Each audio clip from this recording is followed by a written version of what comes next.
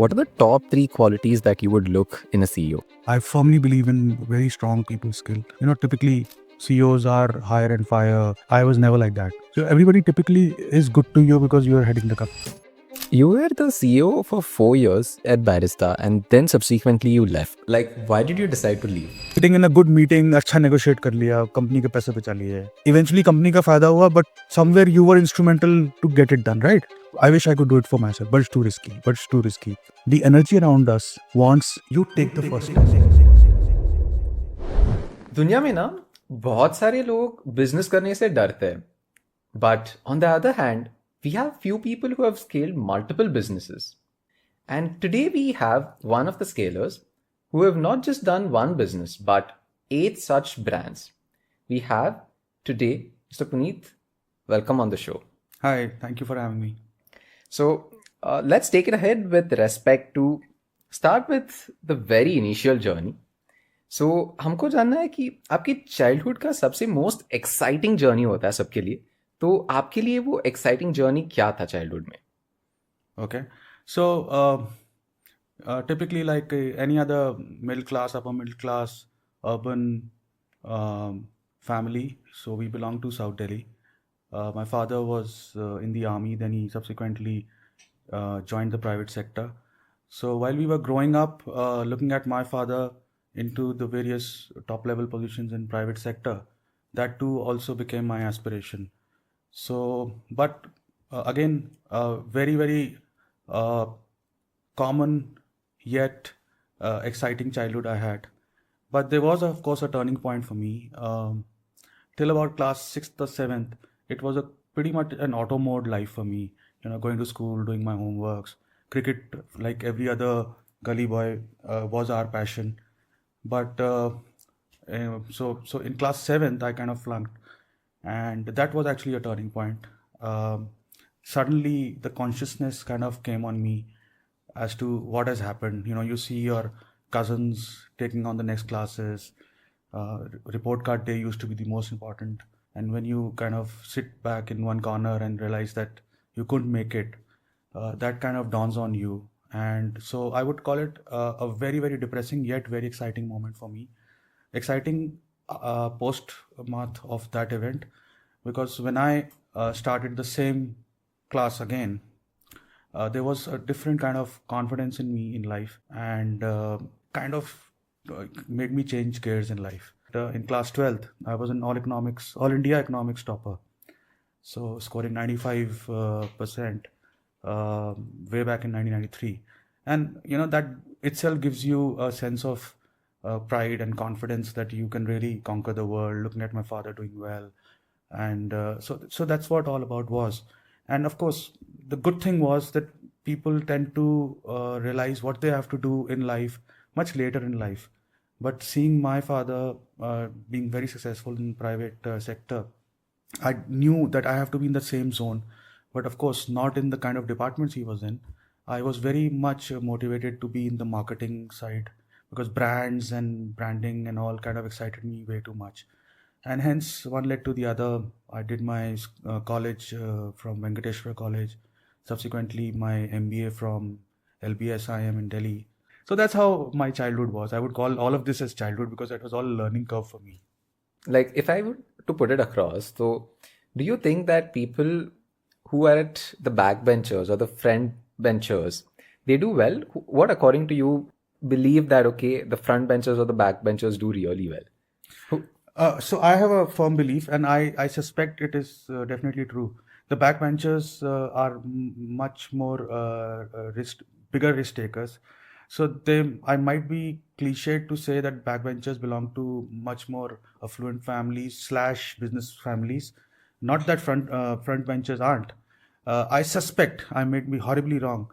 The front benchers are way too bookish. They want to be in the right side of life everywhere. It's not that they ain't successful, but somewhere I feel the backbenchers have higher appetite to take risk, because all across their schooling, they've been on the edge with the teachers, right? And business teaches you how to be normal and treat any untoward instance or unplanned things and take it in their stride. So I think they get that embedded in their belief system. Not that front benches aren't, they might be anomalies. And there's a lot of my school friends, the backbenchers are actually employing the front benches. And I think it probably will be true in most cases. Since you touched based upon education, so you failed in seventh, you bounced back, and then you also did MBA, and then went to Harvard as well. Yeah. How it How did happened during my, so Harvard was a corporate training program for 6 to 8, 10 months. It was the most important learning curve of my life.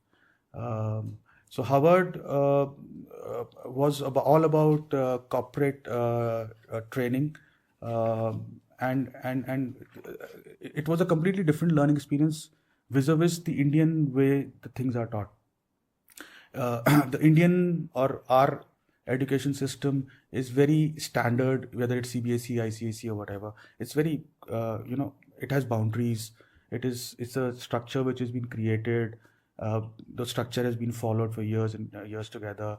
When you move on to the graduation part, again there are various streams which has not been explored beyond levels. If there is a commerce, there is only BCom, there's a BCom pass, science has got 5 or 6, the works. But what I learned in Harvard was completely different, and something which I've also picked up from other colleagues who've done advanced courses at MIT and at other A schools, that the one thing which I usually ask as to what is it that different? I mean, why are you paying 4 to 5, 6 crores just to get a 1 year MBA or a 2 year MBA?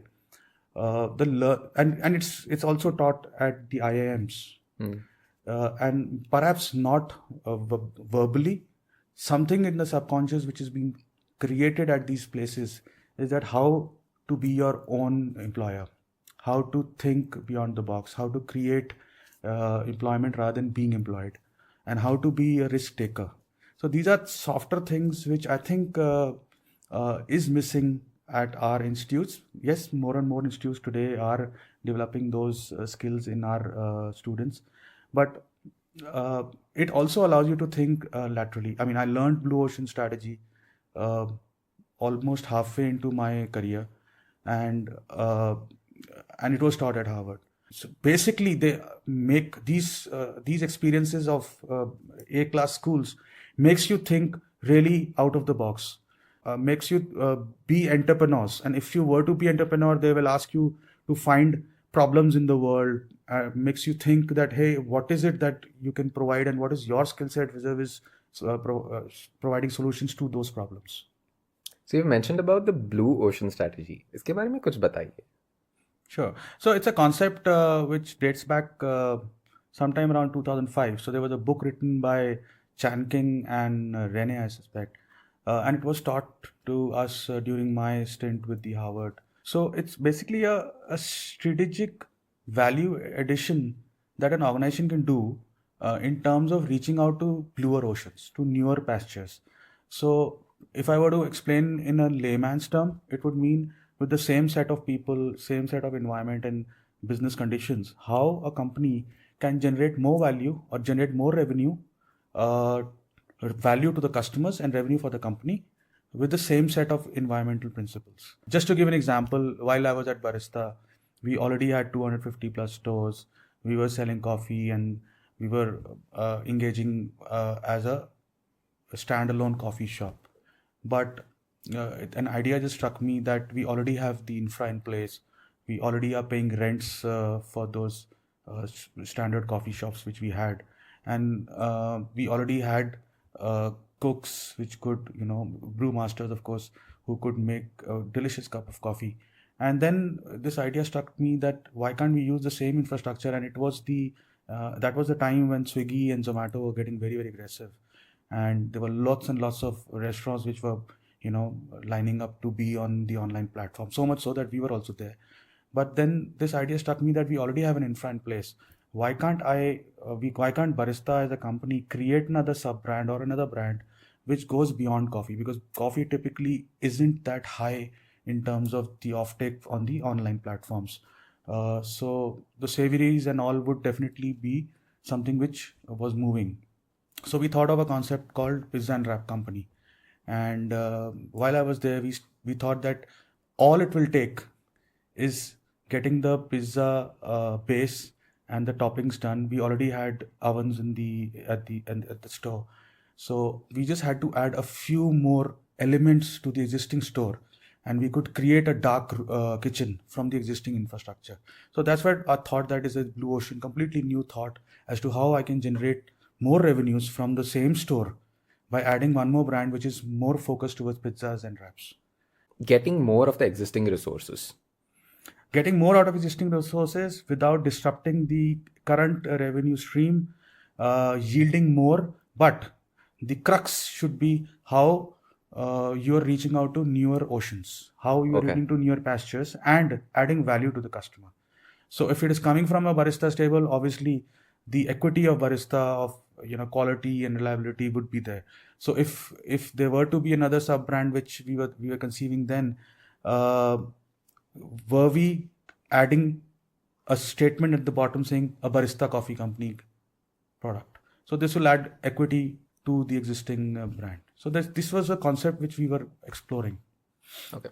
And since we are talking with respect to a bit of your education perspective as well, so if let's say any person has to apply to an Harvard today, what they should keep in mind? See, it's not about what they should keep in mind, or whether it's Harvard or it's MIT or any other institute. The idea should be that, do you have it in you to explore something which has not been explored?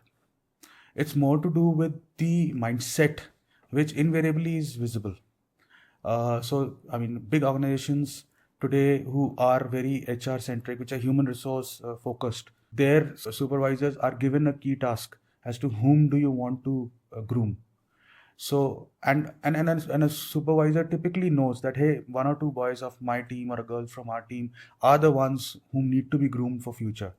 And that only comes once they identify that, hey, it's got in him, it's got it in her, right? So it's more to do with a very subtle 360 degree wanting to do something and not getting the gateway. Are you getting my point? So it's almost like, you sometimes see walking down the street, you'll see a youngster trying to pitch. In fact, I should give you an example. Your invitation was like unimaginable. I got a registered letter at home, of course, for the viewers. I got a registered letter at home, and first it scared me because typically RBI and the GST letters usually come unregistered. I was pretty scared, handwritten typically. And I opened and there was a QR code and I scanned it. First, I got scared it could be some virus. So I asked my team to do it. And there it was, you personally inviting me. So I said, this podcast, I have to go, irrespective, I have to take out time. So now this typically would mean that how much hunger do you have in you? Are you getting my point? So it's all to do with the subtle factor as to how much would you want to grow. I mean, knowing you before this podcast, when I came to know that in a matter of 2-3 years, you've grown a team of 400, it's not a lean feat. So this is what typically is, because I know of somebody in my family who's at the helm of Microsoft. He quit his job and he went to MIT for 3 years, and that's what typically is what makes a person go and join them. It's the, in Hindi they say bhook hai. Agar bhook hai to the doors will open. You spoke about mindset. And आपने पहले बचपन में ऐसा सोचा था कि बड़ा होके मैं एक CEO बनूंगा? Yeah, so what happens is it's a it just recalling my past now. My aspiration, as I told you in the beginning of the cast, that I wanted to be a marketeer. Brand really excited me. My brother-in-law is a brand champion. Looking at all this environment, and my highest level of I would say target or the goal was to be a CMO. So I thought that, hey, I want to be a CMO one day. So that was my highest target goal, upward of the other side of my career. But as luck would have it, I was shortlisted. Then there was a series of rounds with the management and the directors. I couldn't become a CMO, but I became a CEO after being a general manager. But again, one thing I kept with myself was the marketing department. So I didn't hire a CMO at Barista. I drove it myself. You didn't give a chance to anybody, or you wanted to keep that with you? See, so the brand was making a turnaround. I mean, there were too many hands which were exchanged over the decades. For 16 years, it was being handled by various managements. So the management which I joined were very serious about the brand and was very serious about the uh, the the opening up of the coffee industry. And so when I took over, uh, I was very clear that we need to make this a profitable venture. So every expense was being scrutinized with a tooth comb. So we were not wanting to have too many. I mean, we didn't want it to be a top-heavy company. So I thought that may as well I'll keep the department till the time we really feel there is a need and I'm not able to devote that much time. You've emphasized a lot on branding. So, if let's say any person were to start a new venture today, would you recommend them to focus a lot on branding as well? Oh yes. See, it's a lost art. Today I see I'm there with a few brands. So a couple of brands are already doing fairly well. Uh, so typically any new businessman. So there are various kinds of businessmen. There are guys who look at long-term profitability, and there are people who are looking at EBITDA margins and EBITDA profitability and overnight success and all. So it's a thin line between developing a brand and being transactional. So, just to give you an example, you can be transactional, but you need to tell yourself that you're a trader. But if you want to be a brand, you need to be ready to invest in branding, because at the end of the day, branding is all to do with what is the value you're bringing in terms of the product which you're offering.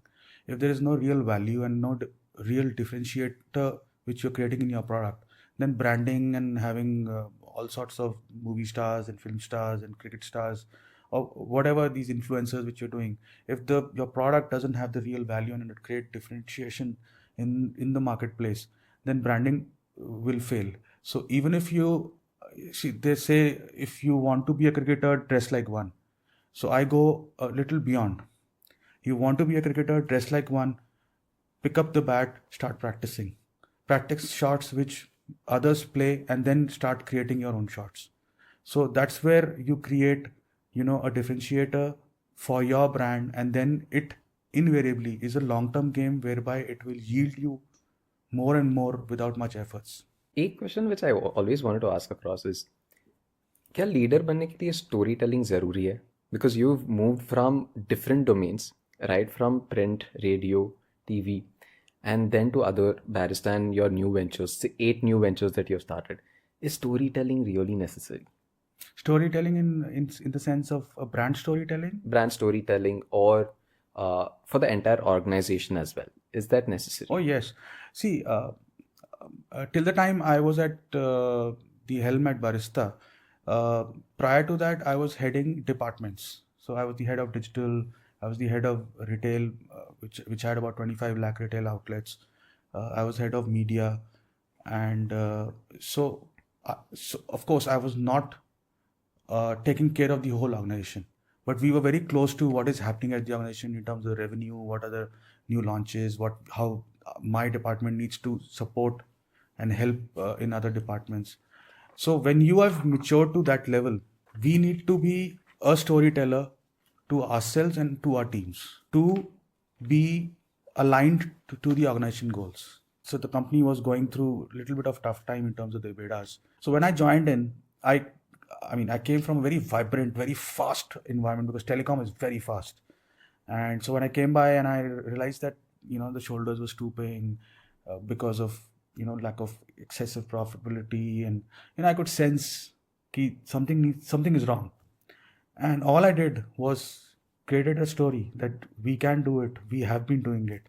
And the other good thing which I kind of propagated was that today, I'm talking about 2016, that brand has been built over 16 years. Today, people don't mind sitting at Barista. So, which means we still have a very strong equity. So the whole idea is all to do with collective work and a captain who's wanting to pump in that energy with a very strong conviction and a strong story. I believe the conviction plays a huge part, and then subsequently, even the energy as well. Yeah. And how you radiate that energy from the top to bottom, that plays a huge important. I believe that even in our firm as well, like you stated, yes, there are around 450 people, but to radiate that energy from top to bottom, it has a huge role. And I believe that all the new founders who are coming up as well, they are, I believe, on an average, somewhere around 20,000 new ventures are being started every single month. Interestingly, somewhere around 35 to 40% they close in the same year. Oh no. And I believe that yes, the rigor as well as the energy that has to be radiated to a lot of people, and then, like you stated, building a brand, it takes good amount of time for 16 years. And now even after investing 16 years, you're still reaping the benefit of it. Yeah. I believe that has a huge part to just why people have to still invest in branding as well. Yeah. You've also switched from different sectors and then becoming as a CEO at Barista. वो transition कैसे हुआ, and why did you choose that position? Because you were from different background completely, and then a new sector comes in, Yeah. and you are at the helm of the topmost position. वो So I'll कैसे start हुआ? off with so my father was a vice president in one of the Modi groups, and I was an MBA final year student. So there's a department in every MBA institute which does placements. So it's headed by a professor, and then there are a couple of students who reach out to corporates and iski placement, uski placement, the works. And I was a above average student, doing fairly well. I was actually on top of my life in terms of the kind of confidence I had. Being a topper, done things. See, the confidence comes when you start understanding things. कि अगर कोई समझा रहा है तो समझ आ रही है ना. So like there was a consumer behavior which was taught in MBA. So if you're able to understand, whether are you able to articulate on a textbook during an exam, really doesn't matter. If you've understood, which means you got it. So out of a batch of I think 120 or 120, 25 students, so 100 120 की नौकरी लग गई, मेरी लगी नहीं. I was like, what nonsense is this? And I said, I thought I was a good student, marks भी अच्छे आ रहे हैं. So I went up to the placement head. I said, sir, मेरे को तो कोई call ही नहीं आ रहा है. And those time, these new age, we used to hear of these Adanis and this and that, अच्छे companies. So those told me, no, your father will get you. I said, what nonsense is this? I mean, why did you not tell me? It's been 14, 15 days. He said, no, your father will get you into a job. I said, sir, but this is unfair. I mean, everybody should be given. No, we'll be focusing on students, which will be tougher and this and that. I said, cool. So, I mean, what do I do now? I was stuck. I never told my father that help me, and he never would have helped me, typically speaking, unless I was in doldrums. As luck would have it, the senior management of Outlook Group was scouting for trainees. So they were given a prospectus. So they, handpicked, I think 3 or 4 students, of which one of which was me. And with a very sorry face, the procurement head called me. He says, Puneet, तुम्हारी Outlook में interview है. I said, thank you so much. I said, sir बताओ आपने करवाई है कि कहते नहीं, उन्होंने handpick करके की है. Anyhow, coming back to the story, so Outlook was, I thought that great. I mean, of course, I was in advertising till the time I got into the marketing side. I got into new product development. But whatever, I felt that life was very fast. At Outlook. Every Thursday or Friday, we used to call it the issue used to close. We used to close the issue, which means we had to seek all advertisers to provide their artworks. And artworks, which means the advertising you see on ad copies. So ad copies at that time used to be a hard, we used to call them negatives. So there were 4 layers of negatives, which will come in a file, which will go to the press, and it will be paginated and it will be printed. So now everything is electronic. I mean, you just press a button, the file goes. So I felt, even you start breathing, it's a Thursday and you have to get more ads. यहाँ भाग रहा है, कोई artwork ला रहा है, कोई RO की wait कर रहा है, like the likes of that. And then I got into, I got into new product development, so we launched. So this Outlook Getaway Guide was our baby through me and my another friend of mine. So we conceptualized the concept of getaway guides, and we presented to the CEO, and we got those guides going. So we had to get advertising in that at the same time. Look at so there was a separate editorial team, but we had to get advertising in that and keep the brand alive, stuff like that. So, and then half a decade passed by. So I thought may as well switch. So I got into the concept of world space satellite radio. Exciting 2 years, completely new concept. And I felt that magazines was fast. I got into radio. It was bloody running into, extremely high frequency of aggression. And then I thought, cool, this must be it. And then I got into television, where every second bloody every half an hour the serials and this and that, and I thought that would be the fastest anybody would have, and who knew telecom would happen to me. And then the concept of pay per second came, which means every second was important. So if you're not launching your products on time, every second is lost. So if there's a concept or a product which is being developed by the product team, and the media and the creative team do not launch it in a specific circle, for example, Andhra Pradesh or Tamil Nadu, every few seconds there will be few crores loss, because that strategy would not have taken execution, and the competition would have taken away the money. So telecom was like, God, it was so bloody fast, and there were what 40 product managers thinking about various circles, telecom circles, working on various product strategies, and we were the guys who used to look at buying media and executing, working on optimization of media, how we can do better. And when I felt that cool, I've kind of now I can manage, and there was lots and lots and lots of confidence, because coming back to your previous thing of the grit or the courage, it actually comes from success. So there's a saying called nothing succeeds like success. So it actually is a rollover effect. Now that you are there in Barista, I think this was somewhere around in 2018. So there were some rumors that in 2018 Barista band hone wala tha, and you flipped the coin, and I would say that this is Barista 2.0, and you got it to profitability. वो कैसे हुआ? So I joined in October 16. I came by, I was full of energy, but I had to change the mindsets more than the system. So first we drew out a chart for the company as to what we need to do, without really being worried about the rumors, the what's happening out there in the market. First, we all had to be clear, the top management, that as to where we are going. So we created 2 or 3 additional revenue streams. One was already existing, the marketing of third-party products at Barista. We strengthened that. There was franchise business already there, and there used to be one franchise per quarter or one franchise signed in 2 months. But when I was leaving, we used to do about 10 to 15 franchisee sign-ups per month. So we had to, before we were to get into the market and really thong ourselves about that we are strong, we are back in the works, we set the house right first. So for us to do better franchising, we created the right aptitude, the right architecture, the right infra. So we set up a team who could speak well, who could denounce well as to what the franchising is. We set up very good literature and marketing material.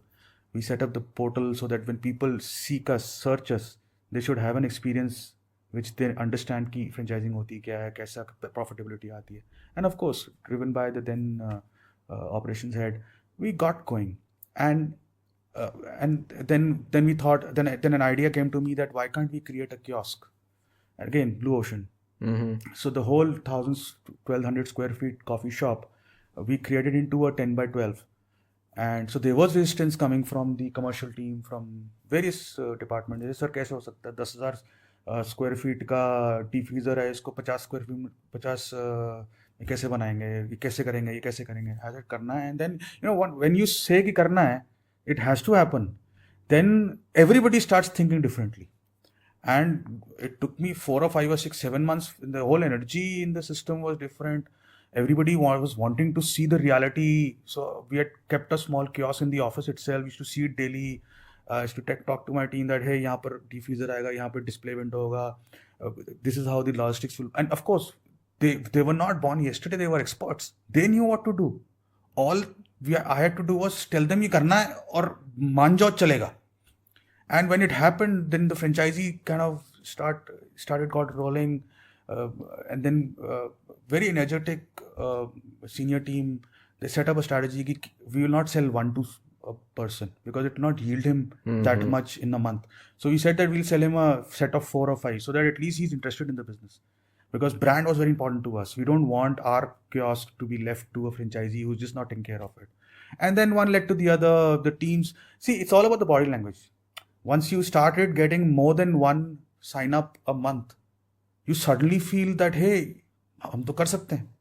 Getting one franchisee a quarter to 10 to 15 a month, that's a huge number as well. Oh yeah, but it took 4 years. It took 4 years. But Yeah. again, with that number, I believe that a lot of speed, execution, and the conviction that ये करना ही है. So if let's say you were to build a team right now, what are the things that you would look in a person? So the first thing is basic requirements, which is, for example, I want to hire a digital head or a person below that. So I would look at person who's got the basic aptitude in terms of understanding of the concept of the zone which I'm looking at. The second thing would be that does he have or she has the fire in him or her? Because that you can sense by interacting with the person. When the person is trying way too hard to convince you that he has it in him or her, that's where you sense it that, hey, this person will be something fruitful for the organization and will do better. And typically, I've noticed the ones given lesser opportunity are the ones who work the bestest. I will not say hardest. They'll work the bestest. They will be, I know of a person in my team. He started as a person who used to only package things, the courier parcels. Today he's sitting 2 yards away from me with the comp and he's become a manager. Matter of 3 years, a person who hardly could speak English, in matter of 2 months was talking fluent English. I said, Abhishek, kaise bol raha hai? He said, sir, seekh liya. But he only learned the thing which he wanted to for that job. And I realized that this guy has it in him. Today he's handling a very important role in our operations. सब लोगों के पास PhD होना चाहिए. So passion, hunger, desire. Yeah, I think I said it. To sum it up, so I think this is something that I always look across as well. Whenever we are hiring across all the domains, the basic things, basic aptitude for the relevant skill set, and passion, hunger, desire ho. You're like, okay, you have the PhD. But you know what? This hunger and desire today can be cheated. Cheated as in if people know that this is what organizations are looking at, can be faked. So, but one has to, on this other side of the table, needs to realize that how much truth there is behind the vocal words. All right, and let's take a step back. So, tier 2 or tier 3 में बहुत बड़ा opportunity है. Like, how did you identify this and then scale it up there as well? See, the way India works is, I think most of the subcontinent or the developing nations work similarly. We are a very West-looking society. Everything what we are consuming today, whether the jeans I'm wearing or the shirt I'm wearing, we were never in India, which was a jeans country. We were not even a trousers country. Today we have nuclear families. Just about 15-20 years back, nuclear families was a taboo. Divorce was a taboo. So now everything seems very normal because it's what's happening here and it has already happened or happening in the West. Starbucks, the first which they opened in Bombay, I was told there was a queue for some 700-800 yards. Imagine the urban Indian going to buy a coffee, whatever number of years back, would stand in a queue to be in Starbucks. Aisa kya hai? It's just a coffee shop. Are you getting my point? It's just that I want to be associated with the brand. It's just that I want to be clicking a selfie or telling people that hey, I've arrived. It's just fulfilling the vacant need in the mind to satisfy your ego. You touched upon Starbucks. Yeah. So, uh, Starbucks was already in this place. आपको डर नहीं लगता था कि such a big player like Starbucks is already there and you want to take them head on? मतलब ये कैसे किया आपने? Like scaling? See, I believed, and I believed, I still believe that India is a huge country. Huge, huge, huge. I mean, if somebody is scared of competition, I think he's the biggest fool. So if there is a Starbucks who's going to open, say, 500 outlets, 1,000 outlets, I'll give you an example. Dubai is a city which is, I think, now getting equivalent to the size of Delhi. Way back then, it was smaller than Delhi. So there was a report I was reading that they had 55,000 F&B outlets. Now these are outlets which will serve coffee or something else as well. So food and beverage outlets. And in those 55,000 outlets, there were upward of 55% coffee shops.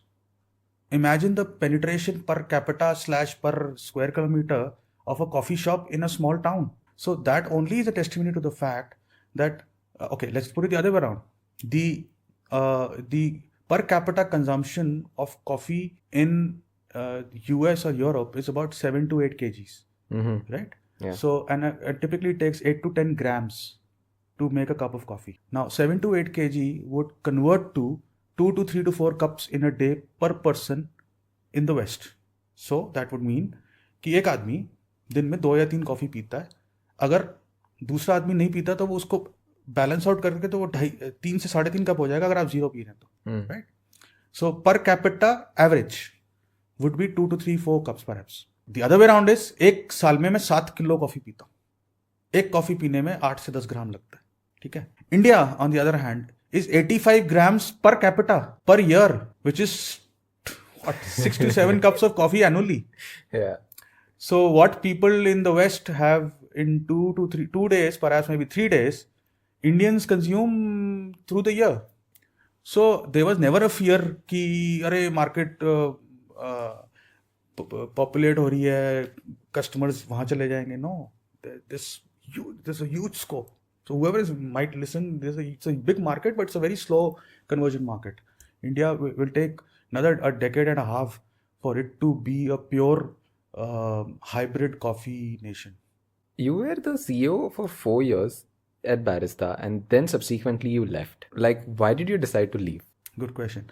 So, see, I belong to a service class family.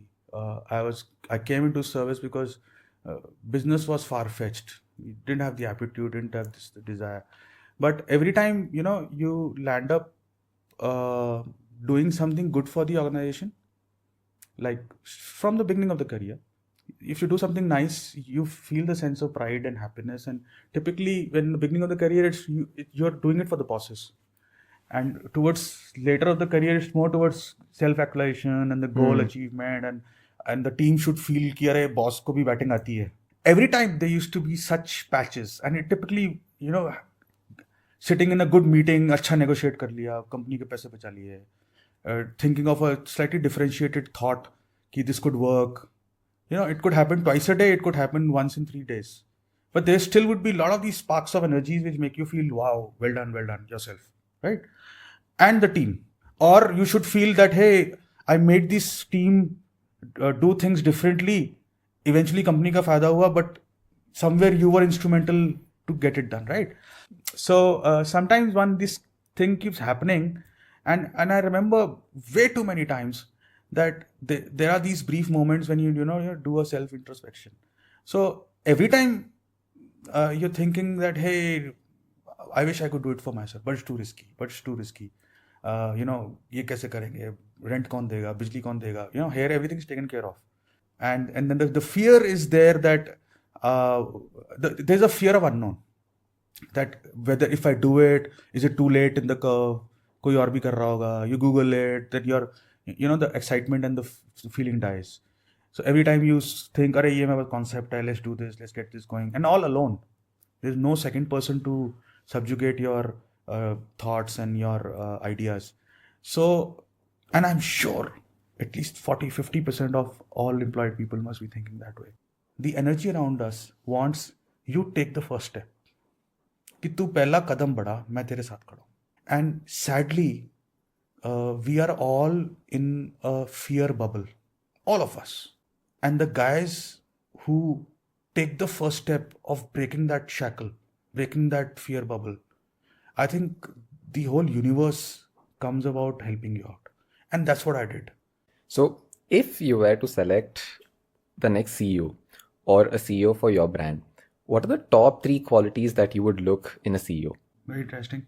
The first thing I would look at if I were to have a CEO, which soon will be a reality for our brands, is the shared vision. I mean, do we have a common vision for the various brands?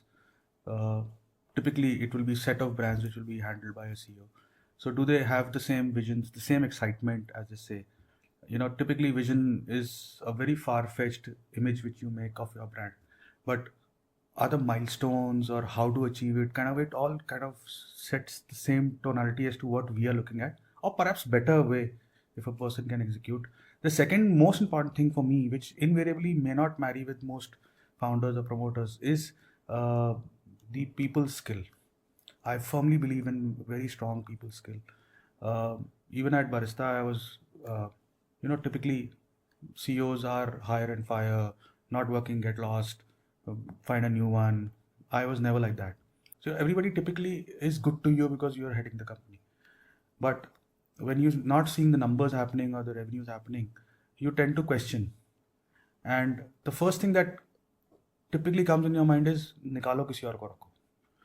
But it so happened that I could identify certain other skill sets in that person.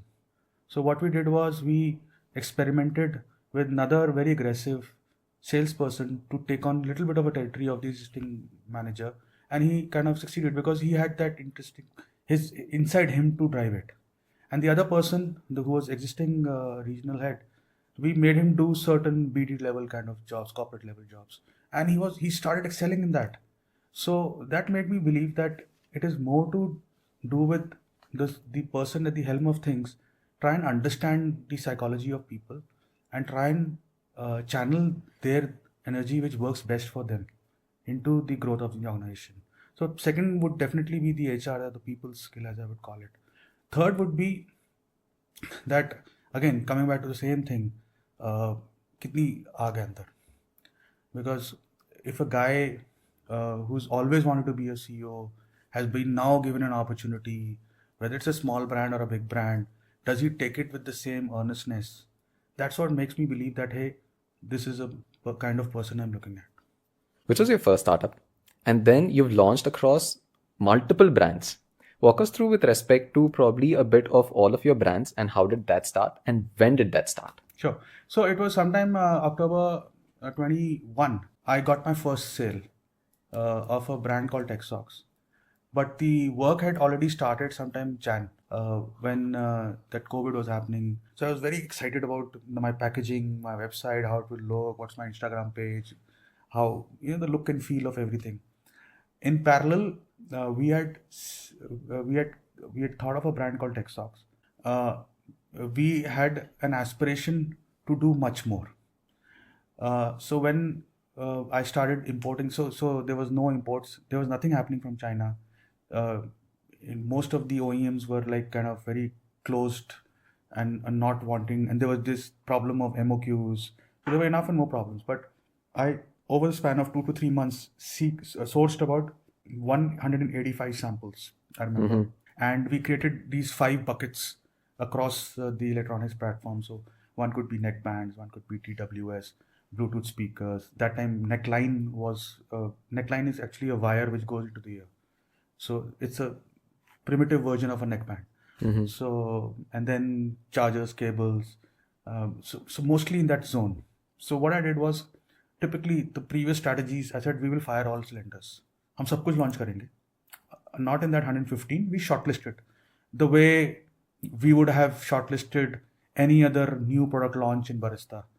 There would be an Excel, look, feel, customer experience, customer expectation, price band, what zone, this, that. You make a grid, and then the Excel will throw out कि ये सबसे best है, इसका pricing भी अच्छा है, value भी दे रहा है, इतने hours and stuff like that.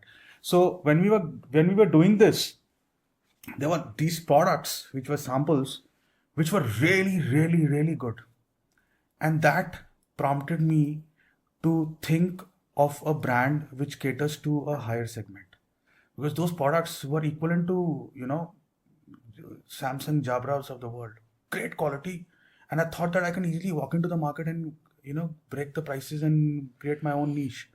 So then we conceived of a brand called Blunt.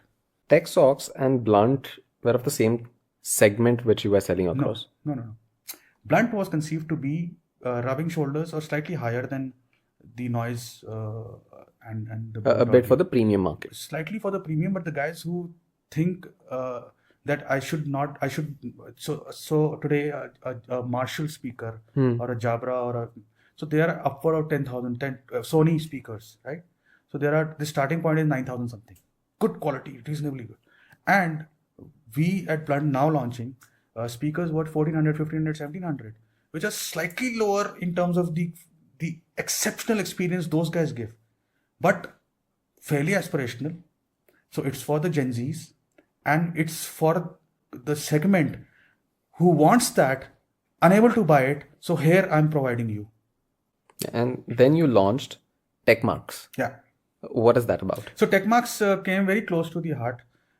So we had launched TechSocks. Blunt was there to be launched. We were shortlisting products, and we knew that we can make a mistake here. एक छोटा मोटा product खराब quality है, कम hours चलता है, ठीक है, launch करके हटा सकते हो. ब्लंट में गलती नहीं कर सकते, because of simple fact that generation will only give you one opportunity as a brand, because there I have to create an equity whereby I have to sell to that TG back to back again and again.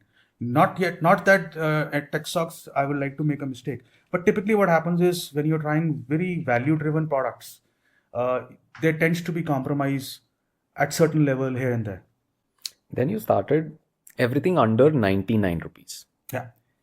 From a different market to coming down to the ultra affordable. How did that mind shift change? When you're excited, every here and there you will see an opportunity. So it so happened that I was visiting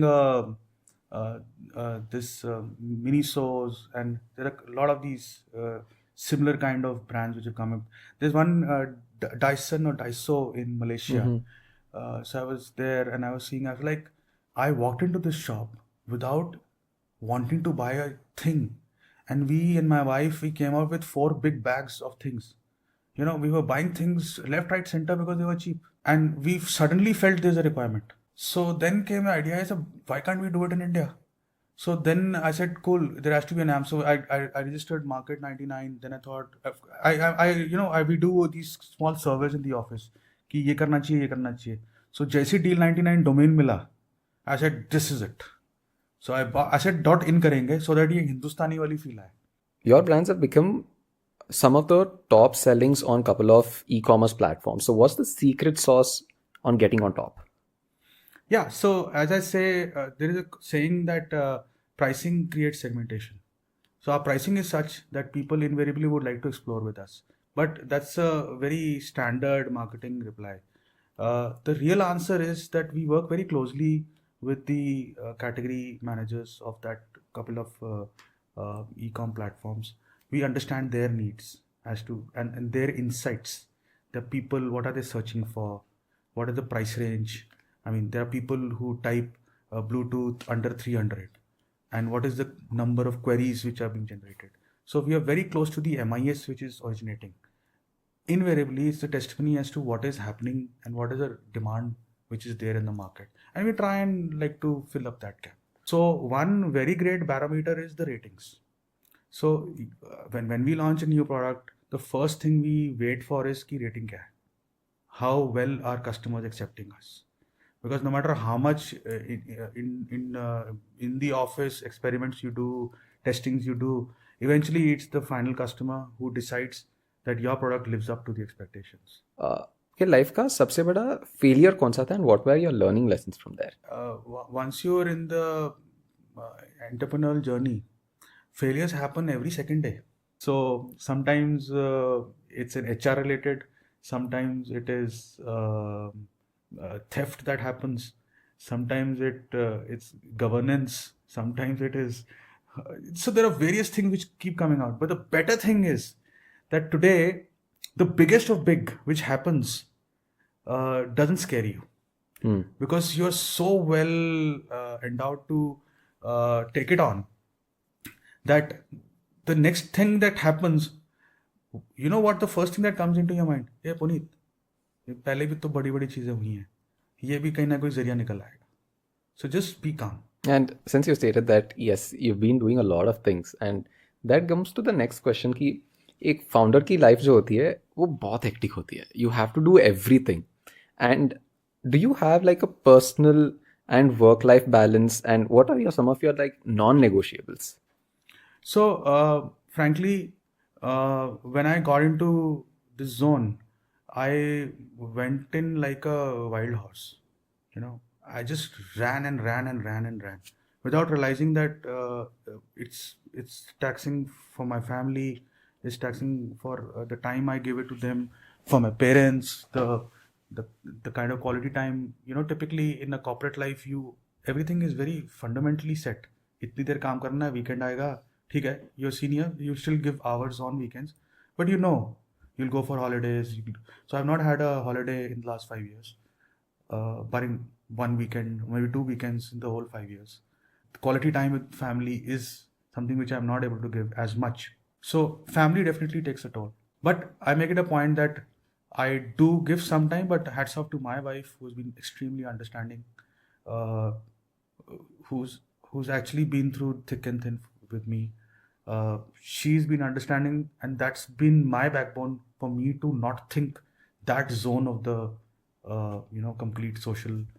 Yeah, and if let's say you had to give 3 recommendations to the 22-year-old Puneet, what would you give today?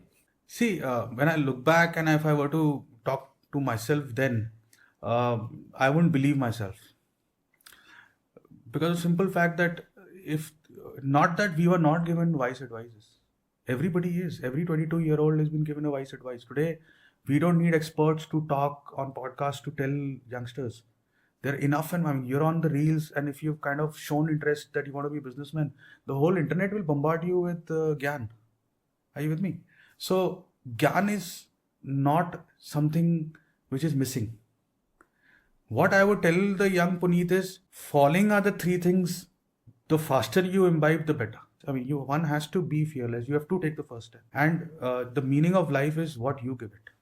Since you have somewhere around 8 brands right now, do you believe that protecting the brand is important?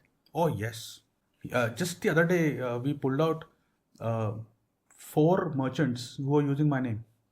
So it's almost like being in a kathera, that, what's it called? The Aapki Adalat type of a thing. So I had to prove Flipkart that this is my brand. So I had to go to a different page, I had to set up that thing, show my registration. Then I had to tell them that, hey, following are the guys who are using my name. Yes, we are fairly small, but why allow those small weeds to be there? So protection is important, because the simple fact that it's your baby. Why should anybody be eyeing your baby? Perfect. And this comes to some of the last questions which are there. The scaler. So we're definitely going to talk about the numbers, and you've scaled up your ventures significantly as well. So what steps you took to ensure that you're going from 0 to 1 in the very shortest possible time? See, as I say, 0 to 1 was very easy, because you're getting to a thing which you really don't know what is the limit. I remember the first month when we closed, and we got sales on Meesho. It was Diwali of 21, I remember. So we had pumped in, so when you start getting results, we pumped in 400 rupees, we got sales worth X. Then I said, cool, let's put 500 today. And we got so many sales. I said, wow, ये तो crack कर लिया, life set हो गई. So then the RTO started happening, customer returns started happening, the cancellations of orders started happening. Then I realized, shoot man, made a big mistake. You just can't rely on the virtual MIS which you get. But so 0 to 1, when I reached there, we just did a rough back of the envelope calculation. I'm forgetting the exact number, but I told my colleagues, I said, हम सिर्फ 14,000 गुना छोटे हैं boat से. Was it 14,000 या 1,40,000? I remember that 14 तो था. It could be 14 lakhs also. I said, इतने times छोटे हैं. I said, अब आगे जाना है. For an entrepreneur, it's not about 0 to 1, 2 to 3, 3 to 4. So year 1 was all about first stabilize yourself. And with the kind of background I had, I was very cautious about the unit level economics. That ये इतने का है, इतना का बिकना चाहिए, इतना wait आना चाहिए. So we were fortunate in the 4th or 5th or 6th month. In fact, 6th month we broke even. And we knew from month 1 कि break even आ जाएगा अगर ये trajectory रहेगी तो. And we broke even with capital assets. So I am very baniya type that minded. कि capital assets, you'll understand it better, but many won't. So जितना capex डाला था वो भी break even कर लिया. Ideally break even में operational expenses रहते हैं. So I broke even with capex also in the 6th or 7th month. And then once we broke even, as I said, mindset changes. Suddenly you think कि अब first fear is घर चलाना है. So I said ठीक है cool, इतना बन रहा है, इतना interest से आ रहा है तो घर चल जाएगा. Not that I was a pauper. The thing is कि there should be running revenue back home. So that happened. Then the next happened.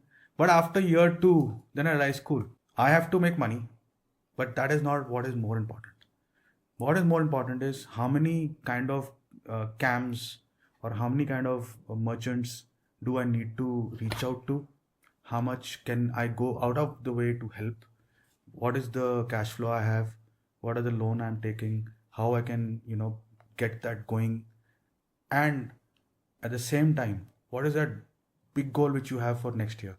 So my goal is very clear. I need to, and I'm saying it for the first time, I typically keep it inside till the time it happens. I want to employ people so that somewhere I feel very, very, I'm already feeling happy.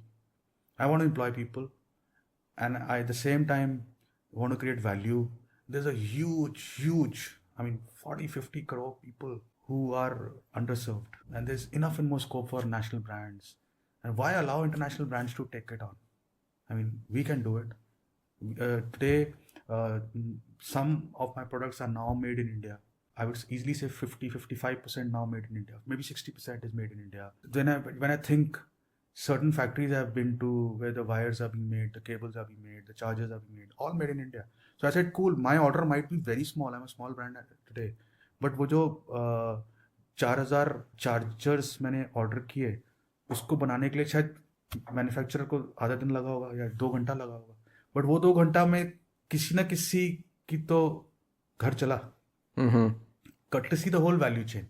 So I completely believe in Modi. Make in India, makes sense. And the things which can't be done in India, I think we just start setting the ball rolling now, like the semiconductors, because that's the last tranche. Semiconductors reh gaya, and getting the plastic moldings and the other things which are more required for getting the electronics industry going. We will be no less than China. Today the world is dependent on China. You get your semiconductors industries and other ancillaries around it. You don't have to look anywhere, east or west. Super. So that brings us to the end of the show. It was lovely hosting you, Puneet. We have discussed a lot, right from how you started your entrepreneurial journey, coming to the top of the position at Barista, then launching multiple brands and scaling them as well. So it's been a wonderful journey hosting you here and knowing your entire story. So see you once again and wishing you all the very best as well. Great. Thank you so much. The Scalers is all about bringing you success stories of India's best entrepreneurs and how they have scaled up their ventures from 0 to 1. See you soon. Till then, keep scaling.